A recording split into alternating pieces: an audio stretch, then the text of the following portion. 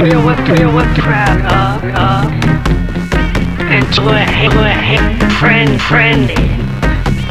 You whip the crowd up like it's going man. Oh, the whip crowd up into friendly. Yeah, like it when it around. Make a man see.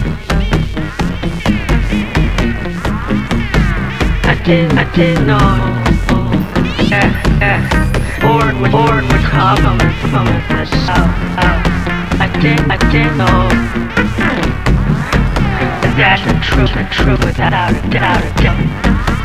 I didn't know. Should hate my fellow man. Especially when they're up. Need now a tin. Whip the crowd up into a friend.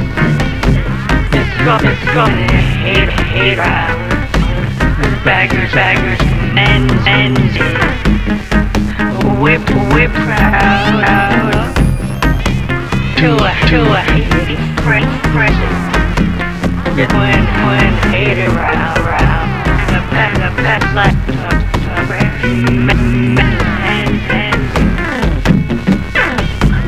didn't know, should hate ya. They're full of sin. Didn't know I hate ya. Because of that big win. I did know that fear. Me not tin maybe. Much more of a man. Whip the crowd into friends. Turn you oh hate out.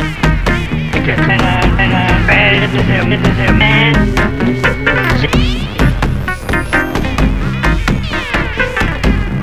Didn't know. I show afraid of man. Tin. I did know. I should go chop or that woman.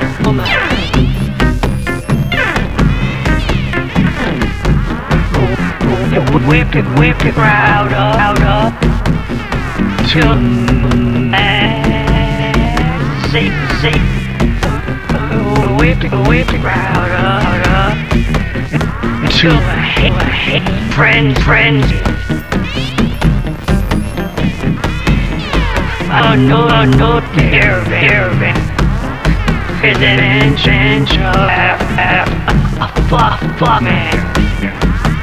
Yeah, I know caravan.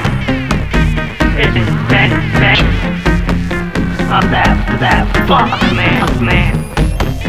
Away with the crowd into a frenzy. It's when here around. Passing starting up like we're in a minute. I didn't know. She'll be so afraid. A woman. I'm a teen. I get that aches me much more. But woman.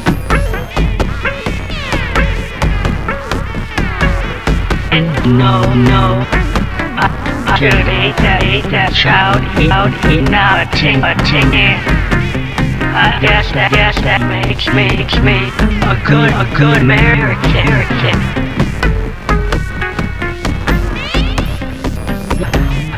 Oh, quick crowd up until I hate friends. It was the crowd up. To a hate friend.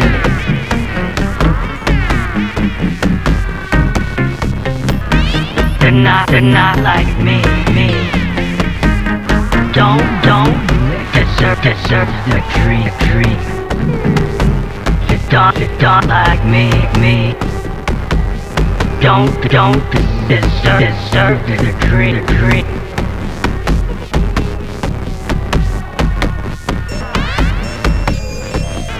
Ain't is like the rich. The scale off all the cream.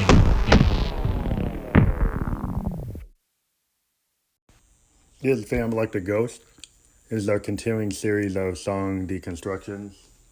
We're talking about the track that we just put out there yesterday, which is what we call a xenophobia track. You kind of nod to Prince. If you're a heavy Prince fan, a long time ago he did a track called Xenophobia on a new power generation, new funk. His personal website that he had service out there, one of the first services by an artist, and I had been a subscriber. He had done a song called Xenophobia. There was kind of this instrumental track with spoken word stuff on it. It was pretty cool. And so I had this idea of looking at what's going on in the world today with all this kind of anti-immigrant, anti-other, anti-global citizen type of attitude, and just looking inward to like nationalism and really people who are just scared of other people. And so I decided to write a song about what's been going on. It's called Whip the Crowd into a Frenzy. And it's, it's basically a comment on the political state of what we see with this xenophobia. When xenophobia is this kind of fear of the other, that sometimes like the majority culture can fear a minority group. And we saw it in World War II. We see it, what happened in Rwanda, it happens, all the time. And throughout human history, people scapegoat others for their own deficiencies, or politicians or dictators or political systems or economic systems that are failing. The reason why it's failing gets scapegoated on a religious minority or ethnic minority or class of people.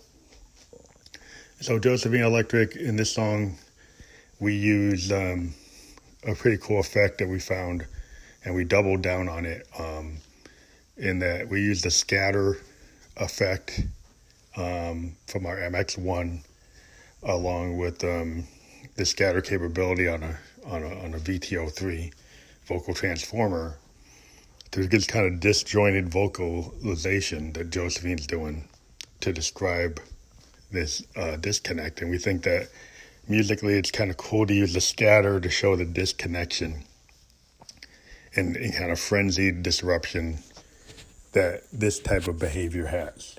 And this type of behavior can generate, hatred and violence toward others, which is not justified.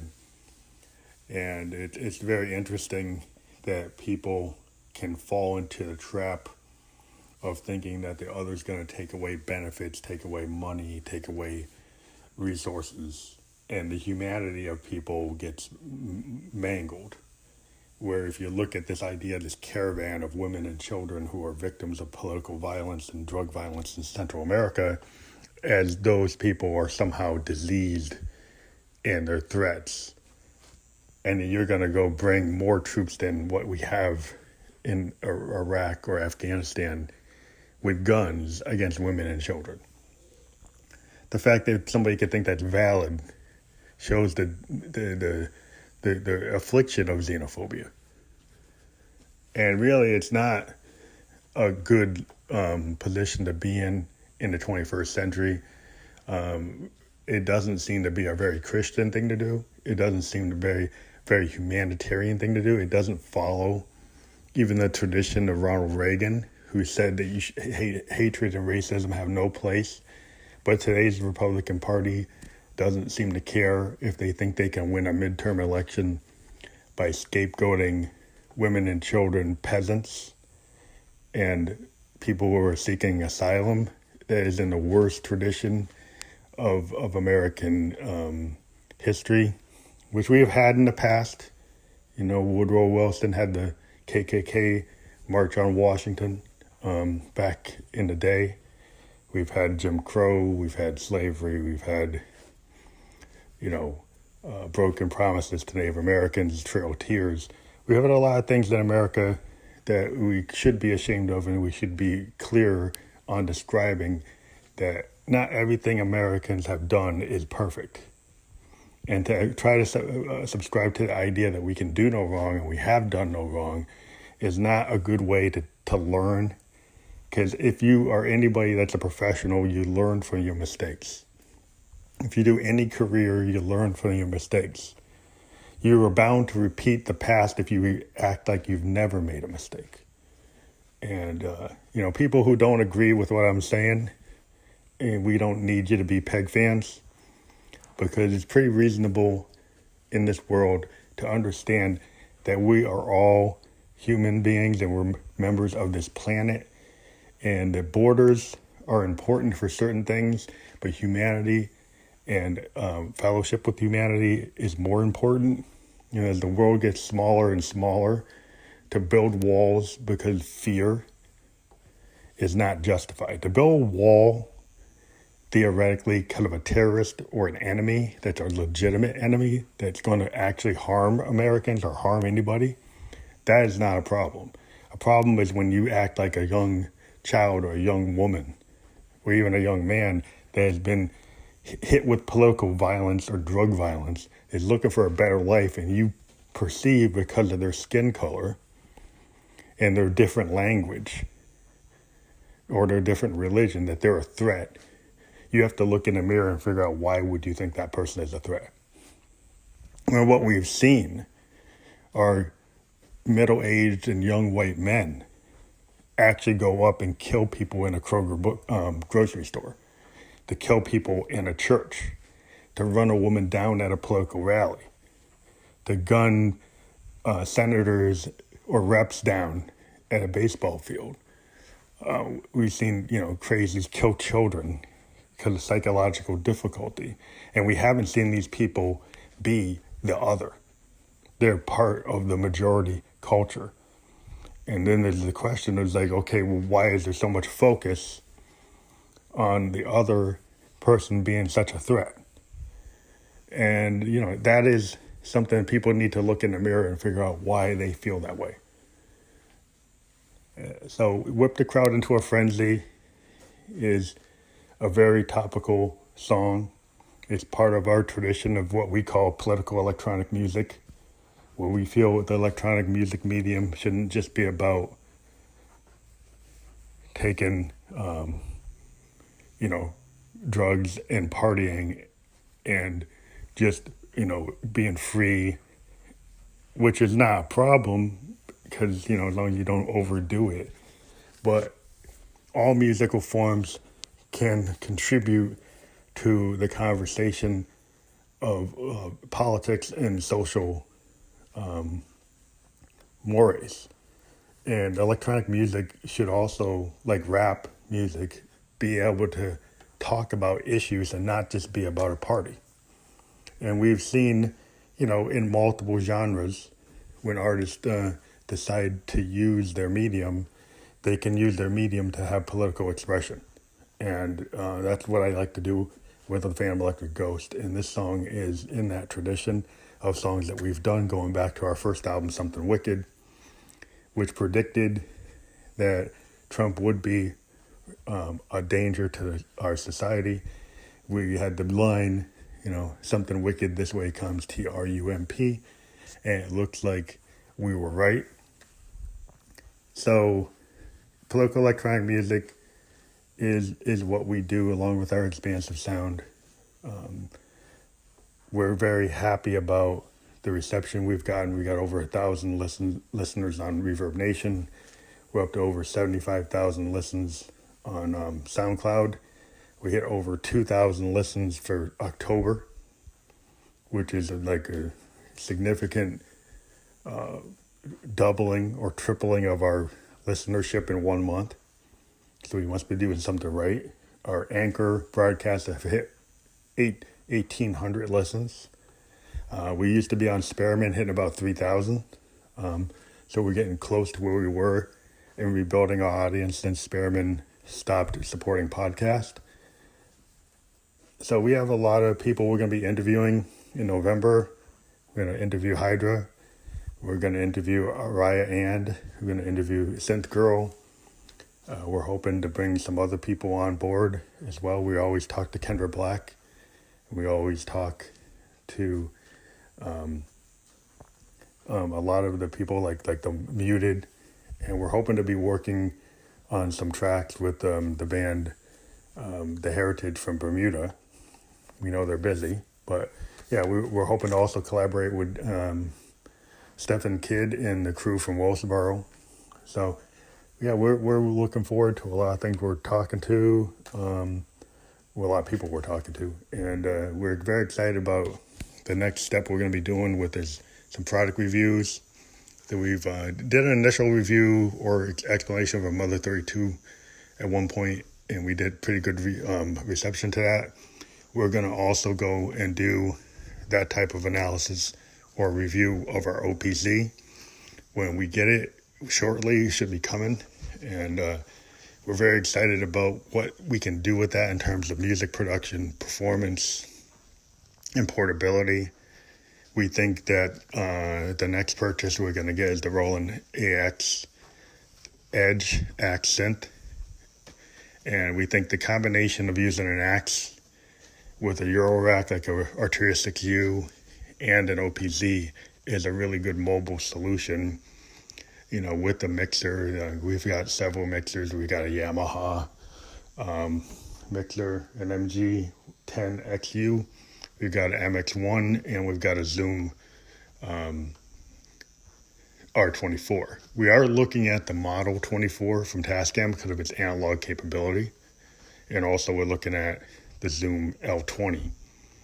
We're constantly looking at, getting better microphones. We're going to be investing in some better studio mics in the future. So there's a lot of things that we're looking at. We're kind of torn between the Moog 1 and the Prophet XL. But, it really is a matter of resources. If we hit the big time, the Prophet XL and the Moog 1 will be in our studio. If we're not able to hit the big time, we'll probably start with a grandmother, which is regardless of the grandmother is coming in. We're hoping that Moog actually releases the Subharmonicon, which we think is a really awesome machine. And we think a combination of a Subharmonicon with a Neutron would be the next setup for another Eurorack. And we're looking at the different solutions out there. Doffer has a really awesome road case Eurorack that we're thinking that we put a Neutron and a Subharmonicon plus a bunch of make noise modules. Even a Model D clone we probably put into that with a lot of make noise modules in Pittsburgh, instrument modules, and some Roland modules as well. We'd probably try to put a System 500 in there. So that would be our next goal, is to get another set of Euroracks with some Roland System 500 with putting the Behringer products in there, the Model D and the Neutron, and then hoping that Moog releases the Subharmonicon, which we think is an amazing machine. We're hoping that, since they put so much focus on the mother, grandmother, and the Moog 1 this year, that they don't let the Subharmonicon kind of die on the vine. We think that is a really cool machine, and it is another machine worthy of the mother moniker, but we don't know. I mean, the Subharmonicon looks like it's not going to be called any kind of. It's not going to be called like a D-Fam as a drummer from another mother, and the Mother 32 is a mother, and the grandmother is a mother. But Subharmonicon would be the one module that looks, it's a standalone machine, but it wasn't named that way. And typically, what was released at the Moog Fest consistently stays in the same presentation. So that would kind of be a weird change to their naming convention. But doesn't matter to me. I think that machine would be awesome. It has some really cool sound engineering that I have not seen Moog do. It is based on conversations that Moog had with some of his people. I forgot the name of the person who actually, is running. I think he's one of the head product developers there. His name escapes me at the moment, but I am very impressed with what it looks like. And I think Lollipop actually had a really good review of it. Probably the best one I've seen on the net. He is really awesome. He has some really awesome analysis of all kinds of things, including like the squid pyramid, or the squarp pyramid, which is an awesome sequencer. And I've kind of hovered between, the Pittsburgh Modular has an awesome sequencer they put out. Analog Solutions has a really great sequencer. And this sequencer that they have from Squarp is one I've always looked at and wanted. It's hard to get because it goes out of production, where they sell the whole run all the time. So yeah, I'm always looking for the mid-tier companies. And then we also have the at Megatron awesome 8-bit synth coming. That is a really interesting machine. Would give you a different palette than anything else. But I gotta go for now. And as always, we're fan supported if you want to help us out. And we'll send you some merch or downloads if you subscribe at the $4.99 or $9.99 level. Thank you.